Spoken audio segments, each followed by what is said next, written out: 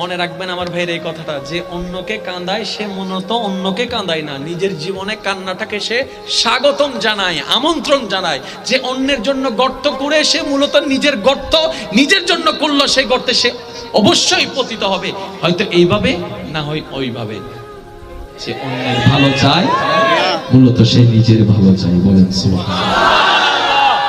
এবার শুনেন, এবার বান্দা ইতের অবস্থা দিয়ে ইতের বন্ধুজ্ঞ হতে অমলা বুঝছি আই, তুই যারা হুন উপায় নাই, আই তো গরি ফেলাইব থামুডো আইও কি ভাই ইমদান আইলে আল্লাহ হদম ওয়া মনোযোগ দুন সূরা নূর আয়াত আল্লাহ হদ্দে তোরা মান নমান আর আয়াত ফলদাই তুলু, পবিত্রল্লাই পবিত্র, অপবিত্রল্লাই অপবিত্র, বাটফারল্লাই বাটফার, সতল্লাই সৎ। ওয়া যুবক আবিয়া তাকলো উনো কেন উনো কারণ তুই মানো না মানো আইনিবে ফলদাই তুনু জোর হনা বাজি নিজের বালা যদি চল আইনিবে তাই নইলা দ্বিতীয় হন অপশন নাই।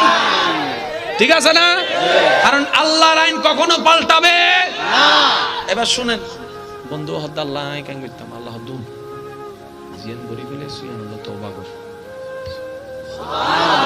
যদি তুমি ভুল বুঝতে পারো আমি মাফ করতে প্রস্তুত, কিন্তু একটা শর্ত আছে, তুমি এই ভুল নতুন করে করতে পারবা।